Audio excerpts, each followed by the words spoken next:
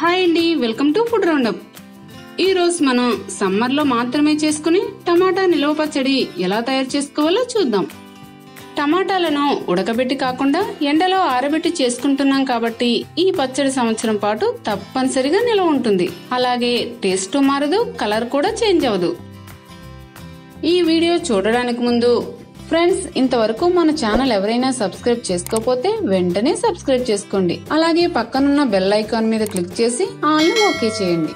ఈ పచ్చడి తయారీ కోసం 2 కిలోల టమాటాలను తీసుకుందాం. ఈ టమాటాలు మరీ పచ్చిగా ఉన్నవి, అలా అని మరీ పండినవి కాకుండా ఇలా దోరగా ఉన్న టమాటాలని తీసుకోండి. వీటిని నీటిలో వేసుకుని 2-3 సార్లు శుభ్రంగా కడుక్కోవాలి. ఇప్పుడు ఈ టమాటాల పైన తడంతా పోయేలా పొడి క్లాత్ తో శుభ్రంగా తుడుచుకోవాలి. టమాటాలను కట్ చేసిన తర్వాత లోపల రసమన్నా కట్ చేయడానికి ముందు వీటిపైన అసలు తడుండకూడదు. అందుకే ఇలా తుడుచుకున్న తర్వాత కూడా టమాటాలను అరగంట పాటు ఎండలో ఆరబెట్టుకోవాలి. ఈ టమాటాలతో పాటే పచ్చళ్ళలో వేసుకునే కళ్ళుప్పును కూడా ఎండలో ఆరబెట్టుకోండి. టమాటాలు బాగా ఆరిన తర్వాత వీటికున్న ముచ్చికలు తీసేసుకుని ముక్కలుగా కట్ చేసుకోవాలి. కర్రీలో వేసుకున్నట్టు మరీ చిన్నవిగా కాకుండా ఇలా 4 ముక్కలుగా కట్ చేసుకోండి, సరిపోతాయి. నిలువ పచ్చడి ఏది చేసినా మన చేతులు గాని మనం వాడే వస్తువులు గాని అస్సలు తడి లేకుండా చూసుకోవాలి. కట్ చేసుకున్న టమాటా ముక్కలన్నింటినీ ఒక బేసిన్లో వేసుకుని ఇందులో కళ్ళుప్పు, 2 స్పూన్ల పసుపు వేసుకుని మొత్తం అంతా కూడా బాగా కలిసేలా కలుపుకోవాలి. 2 కేజీల టమాటాలకు 200 గ్రాముల ఉప్పు, 2 స్పూన్ల పసుపు పడుతుంది. ఇది నిలవ పచ్చడి కాబట్టి మామూలు సాల్ట్ కాకుండా కళ్ళుప్పునే వేసుకుంటే ఎక్కువ కాలం నిల్వ ఉంటుంది. టమాటా ముక్కల్లో ఉప్పు వేసి కలుపుకోవడం వలన ఈ ముక్కల్లో ఉన్న రసమంతా కూడా బయటకు వచ్చి ముక్కలకు ఉప్పు బాగా పడుతుంది. ఈ విధంగా కలుపుకున్న తర్వాత వీటిని ఒక డబ్బాలోకి వేసేసుకోండి.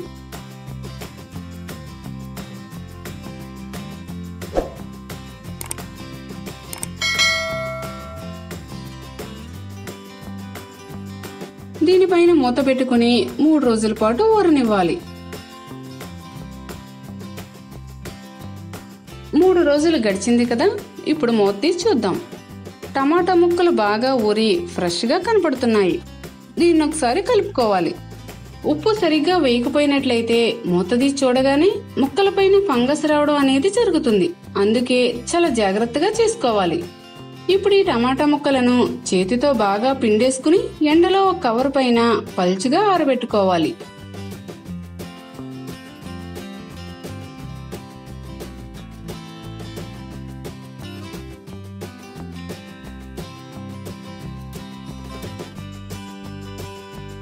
ఇవి ఆరడానికి 3 రోజుల సమయం అయితే పడుతుంది. ఈ ముక్కలతో పాటు రసాన్ని కూడా 3 రోజుల పాటు ఎండలో ఆరబెట్టుకోవాలి.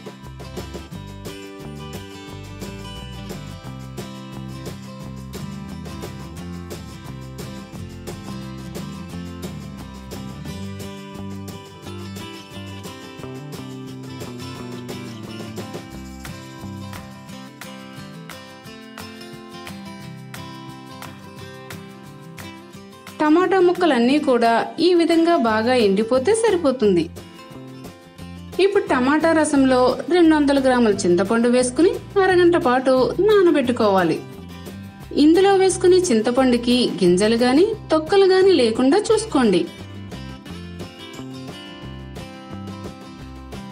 అరగంట పాటు నానిన ఈ చింతపండు టమాటా రసంలో ఎండబెట్టుకున్న టమాటా ముక్కలను కూడా వేసుకుని మొత్తం అంతా కూడా ఒకసారి బాగా కలుపుకోవాలి.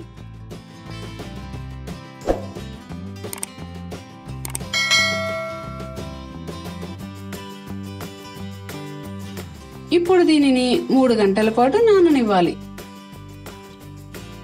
ఈ విధంగా 3 గంటల పాటు నానిన టమాటా గుజ్జును రోట్లో కొద్ది కొద్దిగా వేసుకుంటూ దంచుకోవాలి. ఇలా రోట్లో దంచుకున్న పచ్చడి చాలా బాగుంటుంది.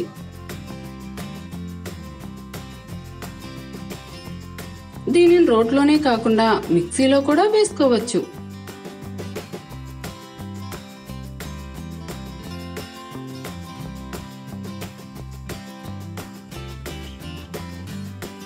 ఈ పచ్చడి మరీ పేస్ట్ లా కాకుండా అక్కడక్కడ టమాటా ముక్కలు వచ్చేలా దంచుకుంటే రుచి ఇంకా బాగుంటుంది.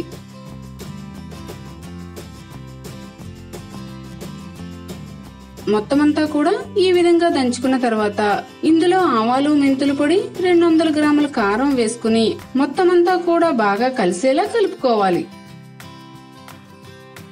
2 స్పూన్ల ఆవాలు 1 స్పూన్ మెంతులను దోరగా వేయించుకుని మిక్సీ పట్టుకుని ఆవాలు మెంతుల పొడి చేసుకున్నాము. మీరు గనక ఈ పచ్చడికి కిలో టమాటాలను తీసుకున్నట్లయితే 100 గ్రాముల ఉప్పు, 100 గ్రాముల చింతపండు, 100 గ్రాముల కారం సమాన కొలతలుగా సరిపోతాయి. టమాటా నిలవ పచ్చడిని సిద్ధం చేసేసుకున్నాము. ఇది 1 ఇయర్ పైగానే నిలవ ఉంటుంది. ఇప్పుడు ఈ పచ్చడిలోంచి మనం ప్రస్తుతం వాడుకోవడానికి సరిపడినంత పచ్చడికి తాలింపుని సిద్ధం చేసుకుందాం.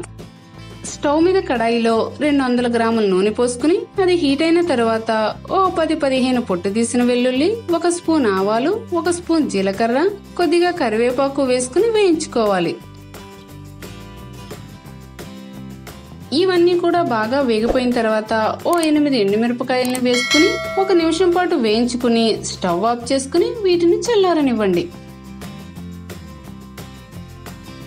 తాలింపంతా కూడా బాగా చల్లారిన తర్వాత మనం కలిపి పెట్టుకున్న టమాటా పేస్ట్ ను వేసుకుని బాగా కలుపుకోవాలి.